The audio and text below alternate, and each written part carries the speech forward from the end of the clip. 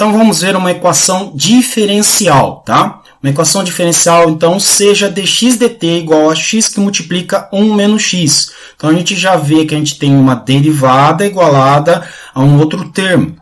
Então a gente quer verificar se x de t igual a 1 mais c elevado a menos t, onde c é uma constante, vai ser solução desta equação, tá? Então a primeira coisa que a gente tem que fazer, então, é verificar o lado aqui esquerdo da equação, derivando essa expressão, e depois abrir essa expressão e ver se as duas são iguais, tá? Que a gente vai ter, o resultado vai ser igual. Então a primeira coisa que eu vou fazer é meu dx dt, tá? Dx dt. Eu vou tratar essa expressão aqui, meu x de t, eu vou tratar como sendo 1 mais c elevado a menos t, tá? Elevado a menos 1, tá? Quando eu fizer isso, eu vou poder usar a regra da cadeia chamando este objeto de u, tá? De uma função u. Tá? Então eu vou derivar esse u, a gente sabe que a derivada de u elevado a menos 1 vai ser menos o meu u, que eu já vou deixar já explícito, 1 mais c elevado a menos t, elevado a menos 2. Tá? Sempre que eu for usar a regra da cadeia, eu tenho que fazer o quê? Eu tenho que, ao chamar esse objeto de u, eu tenho que fazer a derivada do meu u. Tá? Então, a derivada do meu u vai ser c elevado a menos t, chamando isso aqui de um determinado v, porque a gente só sabe a derivada da exponencial, a gente vai ver que a gente tem um sinal de menos aqui, global aqui. Tá? Então, deixando explícito esses termos, a gente tem c elevado a menos t dividido por 1 mais c elevado a menos t, e a gente pode aqui elevar ao quadrado aqui embaixo. Tá? Feito isso, a gente vai ver o que acontece do lado direito da minha equação. Ou seja, a gente vai expandir essa expressão aqui que a gente tem. Tá? A gente tem que ver se essas duas coisas são iguais. Tá? Então vamos lá. A gente tem x, então a gente já sabe que x é a nossa função, que é 1 mais c elevado a menos t. E a gente vai multiplicar isso aqui por 1 menos 1, que multiplica 1 mais c elevado a menos t aqui. Tá? Ao fazer isso, eu vou ter que deixar vou ter que deixar essa expressão aqui com o mesmo denominador, né? Então, copia novamente o que eu tenho aqui, 1 mais c elevado a menos t, e aí a gente vai deixar todo mundo com o mesmo denominador aqui. Tá? Então, para deixar no mesmo denominador, a gente vai colocar este cara aqui, a gente vai ter 1 mais c elevado a menos t, a gente vai ter aqui em cima 1 mais c elevado a menos t. Lembre-se que a gente vai ter que dividir por 1 e multiplicar por 1. E aqui fica menos o meu 1 aqui. Tá? Ao fazer isso, a gente vai ver que a gente vai ter, rapidamente, a gente vai ver que esse 1 e esse 1 se cancelam. Tá? A gente vai ter o cancelamento desses dois termos aí, esses dois números. Tá? E o que a gente vai ter vai ser exatamente c elevado a menos t, 1 mais c elevado a menos t ao quadrado. Então, este termo e este termo são iguais, tá? Então, a gente vê que a gente tem uma solução que é do tipo 1 mais 1 c elevado a menos t é solução desta equação aqui, e a solução aqui, por um teorema que a gente tem nas de equações diferenciais, é única. Tá? Então a gente pode variar essa constante c aqui, a gente pode colocar qualquer número real e a gente vai ver que essa igualdade aqui ela vai ser satisfeita. Tá? Obviamente o zero também é a solução dessa equação diferencial aqui, mas a gente não é uma solução trivial. Vamos ver então como classificar as nossas equações diferenciais. As equações diferenciais, é importante que a gente saiba classificar elas para que a gente tenha em mente qual método que a gente vai atacar a sua solução. Tá? Então, a gente vê que essa é uma equação diferencial ordinária. Por quê? Porque nossa função x depende apenas de uma variável, no caso t. Se a gente tivesse mais variáveis, né, se a gente tivesse uma função de duas ou mais variáveis, a gente tinha uma equação diferencial parcial. Tá? Ela é uma equação aqui, uma equação diferencial de primeira ordem. Tá? De primeira ordem. Por que de primeira ordem? Porque a maior derivada envolvida ela é de ordem 1. E essa derivada, por estar elevado somente a 1, né, só até apresentar a primeira potência, a derivada mais alta, ela é classificada como de primeiro grau. Então aqui, por exemplo, se aqui essa derivada estivesse com um quadrado, aqui a gente teria uma derivada de primeira ordem, segundo grau. Tá? Se aqui fosse uma derivada segunda, a gente teria uma de segunda ordem, primeiro grau, se não tivesse colocado ao quadrado. Tá? Ela também é uma equação do tipo não linear. Tá? O que isso aí quer dizer? Ser não linear. Tá? Porque quando a gente pode colocar uma equação, por exemplo, de ordem n, tá? A gente está colocando de ordem n. A gente pode colocar coeficientes, nesse caso de nossos coeficientes que estão na frente de cada uma das derivadas aqui, eles dependem de t, então os coeficientes não são constantes, tá? A gente pode fazer esse polinômio, então, das derivadas aqui desses coeficientes, né? De forma que na nossa derivada, no nosso caso, a gente tem o quê? A derivada primeira, tá? No caso, o nosso B1 aqui seria simplesmente 1, tá? O nosso, se a gente pudesse classificar ela como linear, mas ela não é. Nosso g de t seria qualquer função em t, tá? E aqui a gente teria somente um coeficiente, um B0, que é uma função, vezes o x de t. Mas no caso que a gente tem aqui deste lado aqui, é uma função de x. Tá? E não se apresenta aqui da forma linear, em que o x só apresenta aqui, ó, só x aqui, tá? Um polinômio aqui de primeiro grau aqui, tá? Em x, tá? Então por isso que a gente está classificando ele como não linear, tá? Então na verdade a gente já vê que isso aqui é de certo até quadrático em x, tá?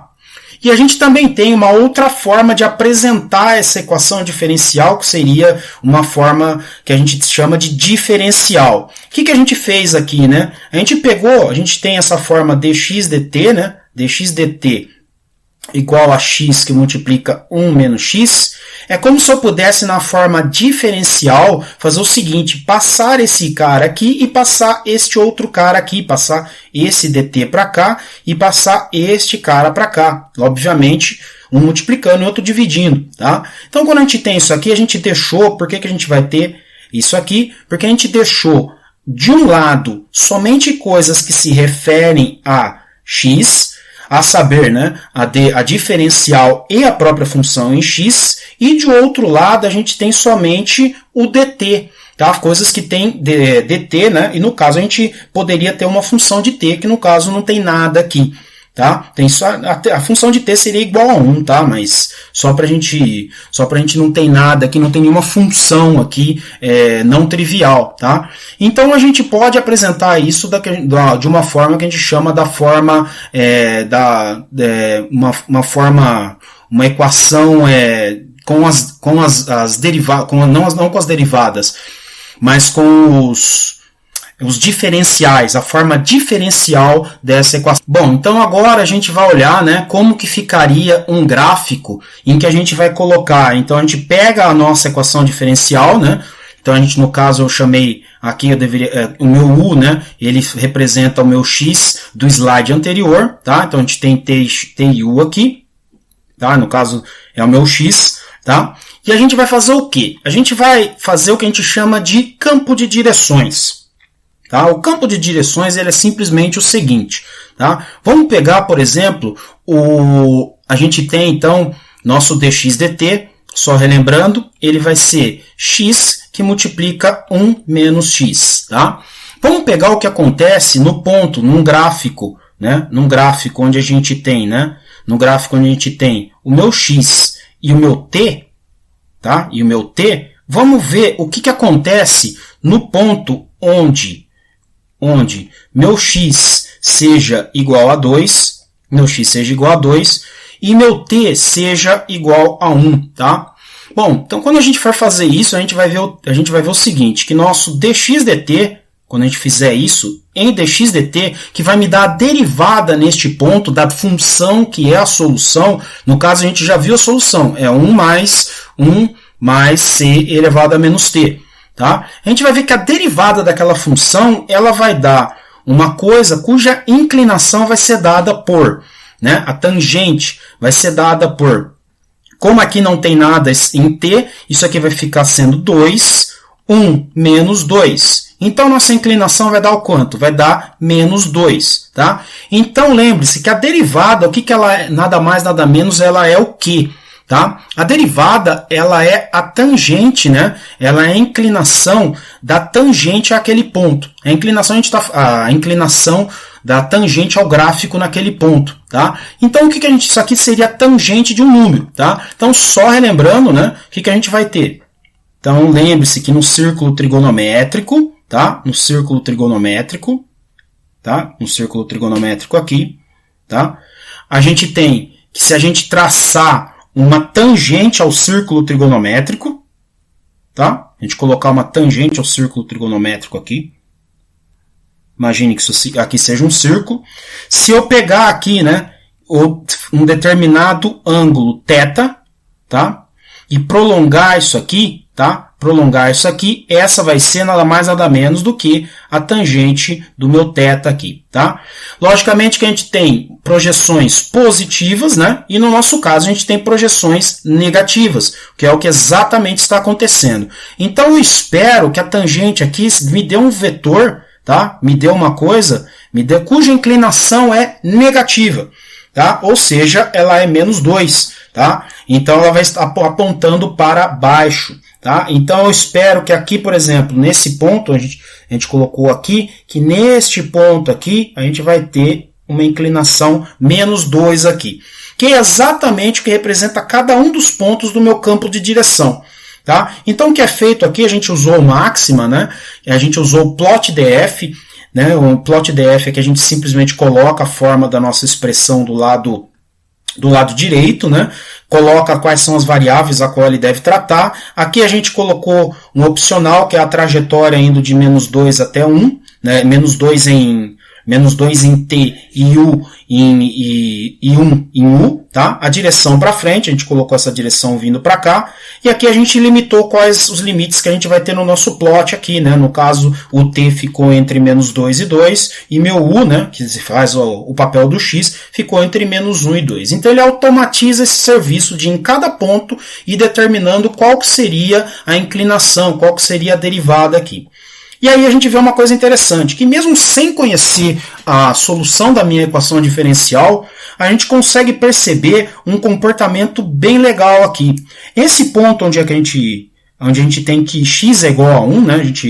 Que x, ou meu u, vai ser igual a 1, a gente vai ver que não tem variação aqui, né? Que esse cara fica assim sempre uma reta, tá? E que a gente vê que acima desse cara, todas as setas, né, vão convergir para essa reta aqui. Tá? Isso aqui é um comportamento interessante desse tipo de equação, porque nesse tipo de equação a gente não tem, né, nenhuma variação em t. A gente vê que a variação aqui, todos os vetores, né, todos os vetores que a gente vai vendo aqui, eles são constantes conforme a gente vai vendo aqui, né? As inclinações deles para um determinado t são sempre para vários t's, né? Para vários t's, e para um determinado u são sempre constantes. Então isso aqui a gente vê simplesmente por causa que não tem nenhuma variação em t aqui nessa função, tá?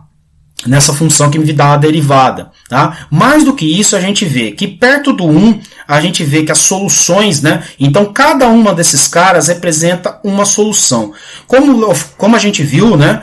Esses caras aqui, eles vão me dar as derivadas. As derivadas são inclinações de retas tangentes à função. Então, para cada c que eu tenho, para cada c do meu x de t, então, por exemplo, para x de t é igual a 1 sobre 1 mais c e elevado a menos t, eu tenho infinitas funções variando esse valor de c. Tá? Por exemplo, se meu c for 0, a gente vai ter simplesmente que meu x de t igual a 1. Tá? Se meu x for 1, a gente vai ter, né, se meu c for 1, desculpa, a gente vai ter a função 1 sobre 1 mais e elevado a menos t. Então a gente tem famílias de soluções cujas tangentes são dadas aqui por essas setas aqui, tá? E a gente vê que essas famílias de soluções, elas vão todas aqui convergir, né, para este cara, tanto aqui para cima quanto para baixo, tá? Então a gente vê que eles convergem aqui para essa reta, justamente para esse x de t igual a 1.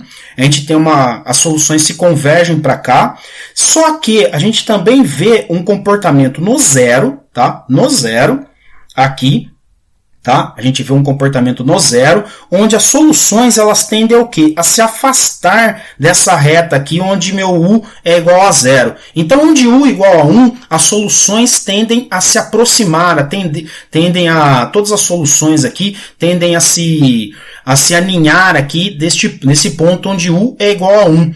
E ao mesmo tempo, em U igual a zero, minhas soluções divergem deste determinado ponto. Tá? Então a gente vê o que a gente chama de pontos de equilíbrio, tá? da minha equação diferencial. De onde vêm esses pontos de equilíbrio? Tá? Então a gente vem justamente da análise da derivada. Tá? Então a gente vê, por exemplo, se a gente pegar, né, o meu dx dt, né, dx dt, então eu tenho dx dt vai ser igual a x1 menos x. Tá? Então a gente já vê que a derivada ela vai ser zero em 2 pontos, tá? A gente vai ver que a derivada ela é zero em 2 pontos. A gente vai ver que a derivada é zero em x igual a 0 e x igual a 1, tá? Justamente igualando isso a zero, tá? Agora a gente posto isso, a gente pode fazer uma análise com a derivada muito similar ao que a gente fazia no cálculo, né? Para verificar qual é a estabilidade das minhas funções. A gente está vendo que a estabilidade é extremamente ligada às derivadas. Então aqui a gente tem derivadas apontando para o meu ponto onde U é igual a 1. Tá? E aqui a gente vê o contrário, as derivadas divergindo do ponto onde U é igual a 1 aqui. Tá? Então vou analisar o sinal dessa expressão aqui. Tá? A gente vai ver então que a gente tem x, essa expressão ela é composta por x. Tá? Então por x aqui, vou deixar um pouquinho mais reto. Por x. Esse x, né, em 0, a gente tem isso aqui. A gente tem 1 menos x, tá? 1 menos x, tá? A gente tem que ela é 0 no 1. E aí, o que a gente quer analisar é justamente o produto dessas duas coisas, tá? Então, a gente quer analisar justamente o produto dessas duas coisas aqui. A gente já sabe, então, que esse cara é 0. A gente sabe aqui que este cara é 1, também é 0. A derivada vai ser 0 nesse ponto. Como se comportam as derivadas, né? Justamente analisando quais os sinais que a gente vai ter dessa derivada aqui. Tá? Pois bem, então a gente vai ter o quê? Para esse caso aqui, a gente tem, então, quando x aqui, antes do zero, a gente tem caso negativo, e depois de zero, a gente vai ter positivo. 1 menos x. Tá? Se eu pegar os valores de 1 menos x e eu colocar aqui valores menores do que 1, eu sempre vou ter valores aqui, sempre colocar x valores menores do que 1 até negativo, sempre eu vou ter coisas positivas. Tá? Então sempre eu vou ter coisas positivas aqui. Tá? Ao contrário, se eu pegar aqui valores maiores do que 1, tá? A gente vai ter coisas negativas. Então aqui essa reta ela vai representar justamente o produto que vai me analisar o sinal da derivada. Tá? Então aqui a gente vai ter uma derivada negativa, que é o produto desses dois caras aqui. Aqui a derivada vai ser positiva e aqui a minha derivada vai ser negativa. Então a análise da estabilidade passa a ver o seguinte. Tá? Aqui a gente tem o zero, que é um ponto aqui que a gente tem um ponto. Tá? Aqui a gente tem o 1, que é um outro ponto em que a derivada é 0, tá? O que a gente vai fazer são tracinhos aqui, tá? Esses tracinhos, essas setas que a gente vai colocar são as seguintes. Como aqui a gente vai ter negativo, né? Aqui a gente está vendo a variação, a gente vai ver que essa seta aqui, ela vai estar divergindo do meu ponto, tá? Ela vai estar variando, né? A derivada, ela vai estar variando aqui, né? No caso, né? Se a gente está colocando em U, ela vai estar variando para baixo aqui, tá? Por outro lado aqui, a gente vai ver que para este pedaço aqui, a gente vai ver que esse cara aqui, ele vai estar saindo aqui. Ao mesmo tempo aqui que ele vai estar entrando aqui também, né? Porque segue aqui nessa linha. E quando a gente vê aqui que é negativo, a gente vai ver também que ele vai estar contra a variação do meu U aqui, tá? Pois bem, se a gente analisar então, para este ponto aqui, a gente tem um ponto de equilíbrio instável, né? Porque se a gente colocar uma bolinha aqui, a tendência dela é fugir tanto de um lado quanto de um outro, tá? Então as soluções passam a ter um equilíbrio que a gente chama de instável. Por outro lado, este outro ponto, que também é um ponto de equilíbrio, ele é um ponto de equilíbrio estável. Então, qualquer coisa que eu deixar aqui perto do meu 1, ele vai tender a esse ponto de equilíbrio. É basicamente o que a gente pensar, os equilíbrios são basicamente o seguinte, né? Aqui no morrinho, se eu deixar uma bolinha, né? A bolinha aqui, ela vai estar em equilíbrio, né? Mas é um equilíbrio extremamente instável, né? Porque ela tende a rolar tanto de um lado quanto do outro, tá? Que é exatamente o que ele está mostrando aqui, tá? Então é um ponto de equilíbrio, ela vai estar equilibradinha aqui, só que é um ponto de equilíbrio instável. Ao contrário, se eu colocar aqui, né, a minha bolinha, né? A gente vai ver que qualquer lugar que a gente colocar a bolinha, ela tende, oscilando, a cair nesta posição aqui, a ficar no ponto mais baixo aqui, que é exatamente o que acontece no 1, que é um ponto de equilíbrio estável. Tá? Então, para todas as soluções que a gente tem, a gente pode analisar dessa forma. Tá? E é interessante porque isso pode ser mais importante do que achar a solução da equação diferencial, determinar, por exemplo, para um sistema presa-predador, por exemplo, quais são os pontos de equilíbrio, né, da população de um determinado sistema, ou de uma equação diferencial que modele alguma coisa, uma reação ou o crescimento de uma bactéria. Às vezes é mais interessante a gente verificar a estabilidade das soluções que a gente vai ter. Pois bem, vamos então para a solução, para tentar, né, no primeiro slide que a gente fez, foi dada a solução, verificar se ela, dada a função, verificar se ela é uma solução, e o que a gente agora quer é justamente, né, a partir do nada, saber, né, a partir da equação diferencial, saber qual que é a solução. Tá? Então a gente parte da equação diferencial, e aqui eu somei o que a gente chama de condição inicial. Tá? Então a gente tem uma condição inicial.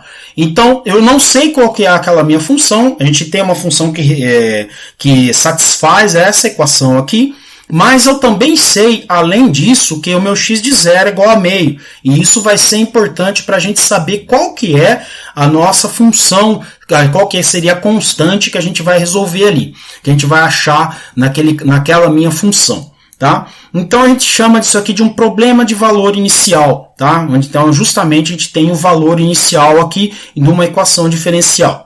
Bom, a gente vai usar o que a gente chama, né, de separação de variáveis para resolver isso aqui, o método da separação das variáveis. Esse método aqui é o método mais simples e ele vai valer se a gente conseguir justamente, né, separar as variáveis aqui. Tá? Então, qual que seria esse método de separação das variáveis? Tentar deixar tudo que é de x de um lado e tudo que é de t do outro. Tá? Então a gente já deu spoiler no primeiro slide, né, que a gente consegue fazer isso, deixar ele na forma diferencial. Então o que eu vou fazer? Eu vou deixar dx, tá? Eu vou fazer aqui x, 1 menos x, então eu passei aqui e passei, né, o meu dt aqui. Tá? Olha só, o que aconteceu aqui? Aqui deste lado eu vou ter somente coisas com x, e aqui eu vou ter somente coisas com t. Tá? E aqui a gente tem que casar, então, dx com x e dt com t. Tá? Então, tem que ser esse método, ele cai justamente nesse princípio que a gente consegue separar as variáveis de um lado de equação do outro. Tá? Agora, o problema se torna a fazer o seguinte, transformar isso aqui em uma equação em que a gente vai integrar um lado e integrar o outro. Tá? A gente vai passar de uma equação aqui diferencial para uma equação integral, igualando duas integrais aqui. Bom, então aqui a gente vai ter que fazer esta integral aqui. Esta integral aqui ela já é automaticamente o quê? Se eu integro dt, eu vou ter t, mas olha só, eu vou colocar uma constante aqui. Tá? Eu vou colocar uma constante. Então, sempre, né, eu vou ter t mais uma constante aqui. Aqui também vai aparecer uma constante, só que a gente vai ter que ter um trabalho maior para fazer essa integral aqui. Bom, o método mais simples de resolver aqui é usar nada mais nada menos do que um método de frações parciais. Então, eu vou abrir, né, eu vou tentar transformar x e 1 menos x. Eu vou transformar isso aqui em uma expressão onde eu tenho a sobre x mais b 1 menos x. Percebam o que eu fiz? Eu peguei x e 1 menos x, E, se possível, eu quero analisar o que acontece em separar isso em duas expressões aqui dessa forma. A sobre x e mais b 1 menos x aqui. Tá? Então, a gente vai tentar ver se isso aqui é possível. Como que a gente vai fazer isso? Determinando coeficientes constantes, que são a e b. Tá? Então, a gente vai fazer, então. A gente vai colocar todo... A gente fez um trabalho de desconstruir isso, agora a gente vai construir de novo e tentar fixar meu A e B. Tá? Então aqui eu vou colocar, né, por mais incrível que pareça, eu vou colocar todo mundo de volta. Então eu vou colocar qual que é o mínimo múltiplo comum entre x e 1 menos x. Justamente o que a gente tinha partido de origem. Agora, se eu pego essa expressão e divido por x, eu vou ter A que multiplica 1 menos x. Tá? Mais meu B, né, meu B, que multiplica esta expressão dividido por essa. Logicamente, só vai sobrar o x. Então, só fica este cara aqui. Tá? Então, a gente vai ter, então, né? Então, a gente vai ter x, 1 menos x. Tá? A gente vai ter, para essa expressão aqui, a gente vai ter duas coisas. A gente vai ter A, né? Meu A abrindo aqui, eu vou ter A. E eu vou ter mais, né? Mais. Aí eu vou ter B menos A. B menos A que multiplica o meu x aqui. Tá? B menos A que multiplica x. Então, só coloquei os termos em evidência. Bom, eu quero comparar... Bom, a gente agora quer comparar os dois lados desse cara aqui, tá? Então, a gente já vê que esse lado aqui, né? Os dois denominadores são iguais. O que eu preciso é igualar isso aqui. Então, a gente vai ter que igualar dois polinômios, né, no numerador. Então, se aqui é 1, a gente tem um polinômio aqui de grau 1 e aqui a gente tem um polinômio de grau 0. Obviamente, eu vou ter que ter o quê? Eu vou ter que B menos A, se não tem x desse lado, mas não tem x desse. Então, B menos A tem que ser igual a 0. Tá? E para que case um com o outro, a gente vai ter que A vai ser igual a 1. Tá? Porque esse cara tem que ser um número exatamente como esse número aqui. Tá? Então, quando a gente faz isso, a gente já descobriu que A é igual a 1. E da equação de cima, né, a gente já vê que meu B também é igual a 1 aqui. Tá? Bom, vamos voltar aqui ao que a gente tinha. Então, a gente tem uma integral. Então, a gente vai ter, agora já abri esse cara, então eu vou ter, meu A vai ser igual a 1 e meu B vai ser igual a 1 também. Então, essa expressão é equivalente a escrever 1 sobre x mais 1 sobre 1 menos x aqui. Tá? E aí eu vou colocar o meu dx. Como a gente já fez essa integral aqui, eu vou colocar t mais c. Tá? Beleza. Bom, a gente tem a integral da soma, a soma das integrais. A integral de 1 sobre x já é exatamente meu ln, né, de x. Na verdade, o ln de módulo de x aqui. Tá? A gente tem o ln de módulo de x, só que por enquanto não vou estressar com isso. Tá? E a gente tem uma integral de dx de 1 menos x, né? 1 menos x aqui. O que eu vou fazer agora é uma mudança, a gente vai fazer uma mudança de variáveis, né? Então, eu vou chamar este animalzinho, eu vou chamar de um u, tá? Quando eu faço isso, o meu du, ele vai ser menos dx, tá? Vai ser menos dx, porque eu vou ter derivando esse cara, se eu fizer du dx, vai dar menos 1, tá? Vai dar menos 1, então passo aqui, vou ter este cara aqui. Então, ao final da história, eu vou ter uma integral de menos... A integral de dx, 1 menos x, ela se torna uma integral de menos, permita-me tirar o sinal de menos para fora, menos du sobre u, tá? Ou seja, eu vou ter menos o ln do módulo de u aqui, tá? Mais uma constante, que eu vou chamar de C2 aqui. Então, na verdade, já tinha uma constante ali. Então, essa constante e essas duas constantes vão se somar aqui. Quanto às constantes aqui, a gente tem que ter cuidado com elas, né? Mas aqui a soma de dois caras que eu não conheço vai continuar sendo uma coisa que eu não conheço. Só não posso esquecer das constantes, tá? Então, eu vou ter, para esse cara, eu vou ter, lembre-se que o meu u é 1 menos x, então eu vou ter ln de x menos ln, tá? De 1 menos x, tá? Aqui eu vou colocar mais uma constante que eu vou chamar de C2. Isso aqui é a mesma coisa que eu escrever o quê, né? juntando os dois ln, só para a gente deixar esses caras aqui de forma mais simples, eu vou ter um ln de x dividido por 1 menos x aqui, tá? 1 menos x mais um certo C2 aqui. Então, vamos voltar ao que a gente tinha aqui, tá? Então, vamos lá reunir todas as informações. Então, eu tenho ln de x sobre 1 menos x, tá? 1 menos x. Aqui eu vou pegar esse C2 que está aqui, e vou passar desse lado. Mas calma lá, eu tenho C2, uma coisa que eu não conheço, somo com outra que não conheço. Pô, no final da história eu vou ter duas coisas que eu não conheço somadas. Nada mais justo para economizar constante do que somar e chamar de um certo C3, mas aqui eu vou simplesmente usar o meu C aqui, tá?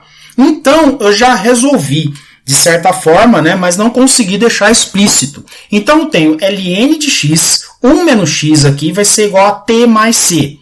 Nosso propósito aqui seria deixar x de t de uma forma explícita, como a gente viu no primeiro slide. Tá? Então, a partir daqui já tem a solução da minha equação diferencial. A solução da minha equação diferencial é dada. O que eu preciso é deixar ela na forma explícita. De agora em diante, então, a gente tem então manipulações algébricas para tentar fazer isso.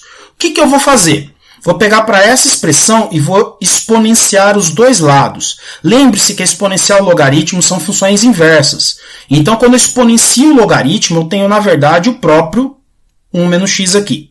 Tá? Então, eu tenho quando eu exponencio aqui. E aqui eu vou ter exponencial de t. E aqui eu vou ter exponencial de t mais c. Tá? Aqui vem uma coisa interessante. Aqui eu tenho exponencial de t, exponencial de c. Novamente, a nossa promiscuidade quanto às constantes. Isso aqui é exponencial de uma coisa que eu não conheço. Se torna nada mais, nada menos do que uma constante. Tá? Ou seja, eu vou chamar isso aqui de um a, tá? E elevado a t. Então, eu acabei de renomear meu e elevado a c de a. Tá? Eu não me preocupo, né, enquanto eu estiver fazendo essas manipulações, e quem são essas constantes ainda. Tá? Então, eu vou ter que fazer o quê? X, que multiplica 1 menos x, vai ser igual a e elevado a t. Tá? Então, vamos fazer o seguinte. Então, agora eu vou passar, né? Agora, sempre manipulação algébrica para tentar deixar o meu x de t explícito. Eu vou passar, tenho a elevado a t, eu vou passar este cara para cá, 1 menos x, tá? Eu vou ter x vai ser igual a elevado a t menos a elevado a t vezes x. Vou passar tudo que tem x para cá, então vai ficar x a 1 mais, né, porque este cara passou para cá, a e elevado a t. Tá? E aí eu vou ter que isso é igual a e elevado a t, este cara que sobrou aqui, e elevado a t. Posto isso, eu vou ter então que o meu x de t ele vai ficar como a e elevado a t dividido por 1 mais a e elevado a t. Tá?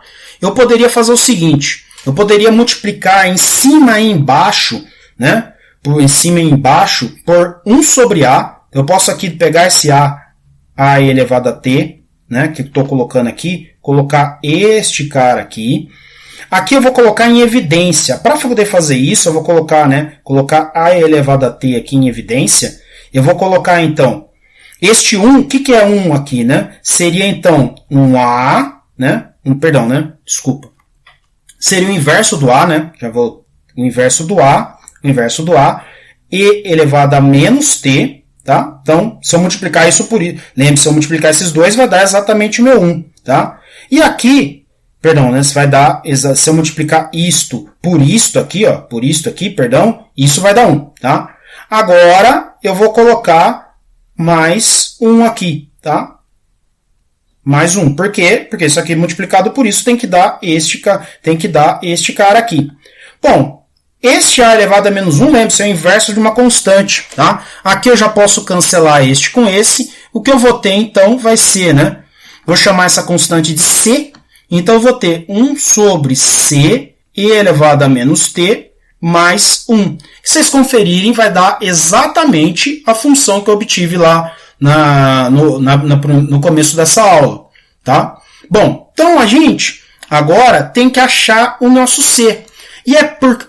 Se não fosse dado o PVI, se não fosse dado o valor inicial, a gente simplesmente pararia aqui. Ou seja, as famílias de soluções são todas dadas desta forma, né? 1 sobre uma constante que multiplica uma exponencial elevada a uma exponencial aqui negativa, mais 1, tá? Só que a gente não quer todas as infinitas soluções. A gente quer uma solução em que no x0 elas dê meio, tá? Então a gente pega essa solução, vê no zero o que acontece. Se eu pegar este cara que a gente acabou de parir, vai dar 1 sobre, né, c elevado a zero, que vai dar 1 mais 1. E isso aqui tem que ser igual a meio. Tá? Então daqui eu já vejo o que, né? Eu já vejo que o meu C ele tem que ser igual a 1 para que a gente satisfaça essa condição aqui. Tá? Então de todas as condições, de todas as famílias, a que satisfaz o nosso PVI, problema de valor inicial, vai ser a tal que em x de t a gente tenha 1 sobre 1 mais e elevado a menos t. Tá? Então essa vai ser a nossa solução para este PVI.